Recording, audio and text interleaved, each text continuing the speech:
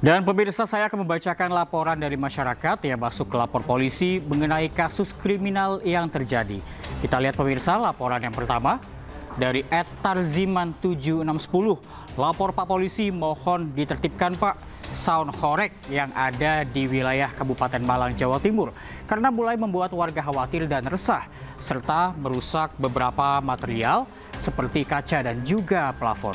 Dan berikutnya laporan yang kedua, pemirsa dari @tatananda.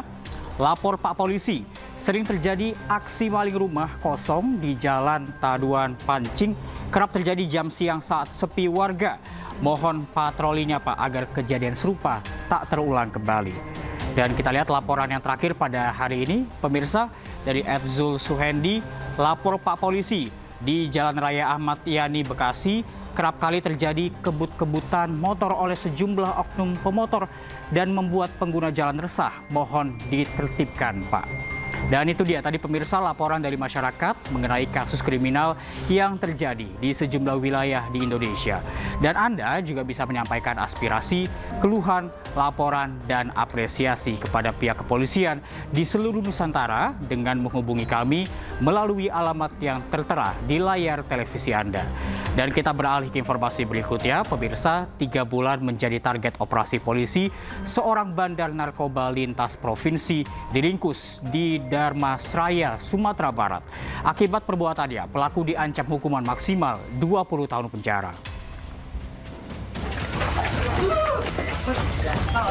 Iya, Bang.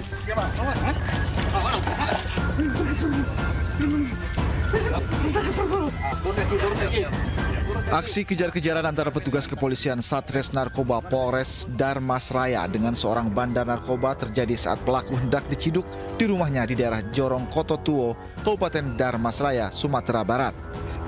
Saat dilakukan penggeledahan di rumahnya, petugas mendapati sebanyak 38 paket kecil narkotika jenis sabu yang disembunyikannya di dalam pengeras suara aktif.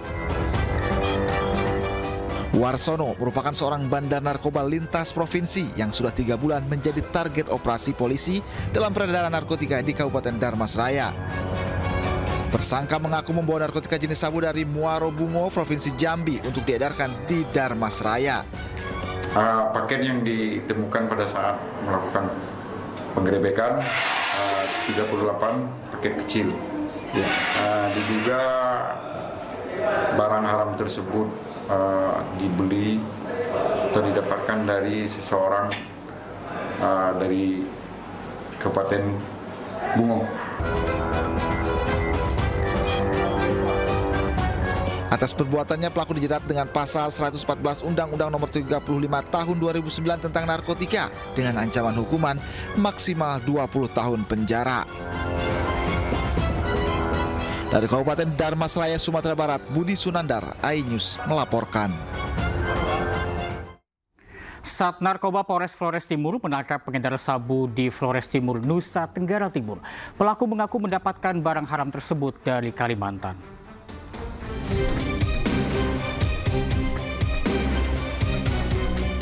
Satuan Reserse Narkoba Polres Flores Timur, Nusa Tenggara Timur mengungkap 3 pelaku pengguna dan pengedar narkotika jenis sabu. Pelaku RG dan PB ditangkap di Kecamatan Ileboleng, sementara VH di Pelabuhan Larantuka. Dari tangan pelaku RG dan PB, polisi mengamankan barang bukti berupa sabu seberat 0,52 gram. Sementara pelaku VH membawa sabu seberat 1,6 gram. Polisi juga mengamankan barang bukti lain, yakni 3 unit handphone, dompet berisi uang tunai, sepeda motor, rokok, dan pemantik. Para pelaku mengungkapkan bahwa barang haram ini dipesan dari Kalimantan. Dipakai sendiri oleh tersangka B dan tersangka R dengan tujuan hanya menyemangati kerja, namun kemudian narkoba tersebut dijual oleh tersangka R seharga 500.000. Pada saat telah menangkap tersangka, narkoba itu ada padanya. Atas perbuatannya, para pelaku dijerat dengan pasal berlapis Undang-Undang Nomor 35 Tahun 2009 tentang narkotika dan terancam hukuman minimal 5 tahun penjara. Dari Flores Timur, Nusa Tenggara Timur, Jody Nura, iNews melaporkan. Satres Narkoba Polres Kerinci menemukan ladang ganja seluas 1,5 hektar di Kayu Aro, Kabupaten Kerinci, Jambi. Tanaman ganja siap panen ditanam di kebun warga yang sudah lama tidak digarap.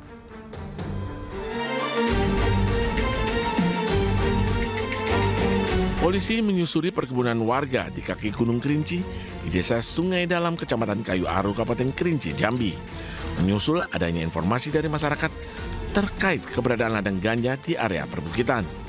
Polisi harus berjalan kaki selama 1,5 jam menelusuri semak belukar di perbukitan untuk dapat sampai ke lokasi. Untuk mengelabui petugas, pohon ganja ditanam di antara semak-semak di area ladang milik warga yang sudah lama tidak digarap.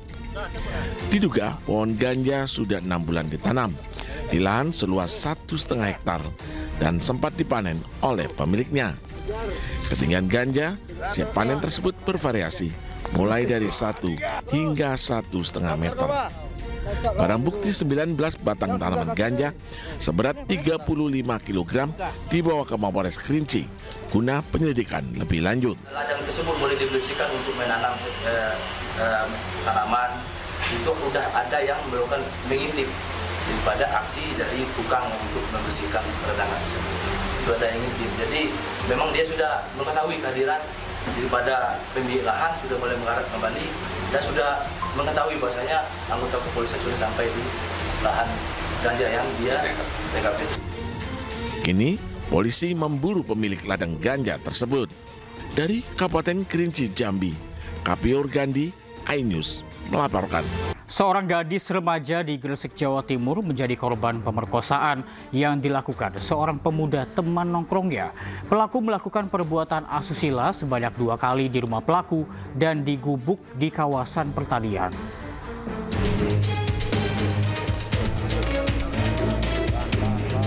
Seorang pemuda berinisial FA 20 tahun di Kecamatan Benjeng, Kabupaten Gresik, Jawa Timur ditangkap polisi atas kasus pemerkosaan terhadap seorang gadis di bawah umur berinisial AS yang merupakan temannya. Pengungkapan kasus berawal dari laporan ibu korban ke Mapolres Gresik. Dari hasil pemeriksaan, pelaku mengaku melakukan perbuatan asusila sebanyak 2 kali di 2 lokasi berbeda, yakni di rumah pelaku dan di gubuk kawasan pertanian. Modus pelaku membujuk korban dengan mengajak jalan-jalan keliling kota. Namun di tengah jalan pelaku justru mengajak korban ke gubuk di tengah sawah.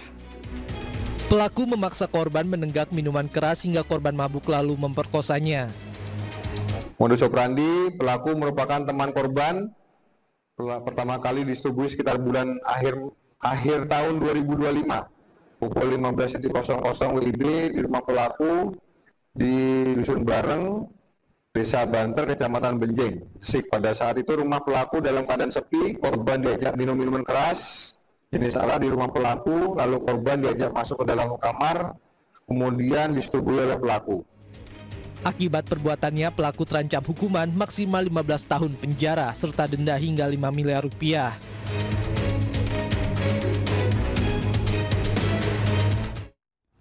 Korban pencabulan yang terjadi di salah satu sekolah menengah kejuruan di Tangerang Selatan, Banten bertambah menjadi 5 siswi.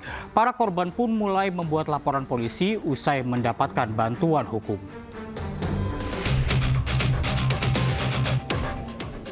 Dengan didampingi orang tua dan kuasa hukumnya, 2 siswi di salah satu SMK di Ciputat mendatangi Mapolres Tangerang Selatan untuk membuat laporan pencabulan yang dilakukan oleh kakak kelasnya. Dari kesaksian kedua korban, aksi pencabulan yang dilakukan pelaku berinisial S dilakukan di dalam sekolah maupun melalui pesan singkat. Bahkan hingga kini para korban pencabulan terus bertambah. Dari sebelumnya 3 siswi menjadi 5 siswi dan para korban masih mengalami trauma mendalam. 3 orang korban telah membuat laporan ke pihak berwajib, sedangkan 1 korban lainnya belum melakukan pelaporan dan 1 lainnya masih didalami keterangannya. Total korban yang sudah resmi melapor itu 3 gitu ya. Ada 1 korban lagi memutuskan tidak melapor dan 1 lagi kami belum berkomunikasi. Jadi yang sudah kami ketahui total ada 5. Pemeriksaan saksi-saksi, olah TKP juga sudah dilakukan gitu ya. Jadi cukup cepat gerak dari kepolisian. Sementara itu hingga kini Polres Tangerang Selatan yang menangani kasus pencabulan belum memberikan keterangan resmi terkait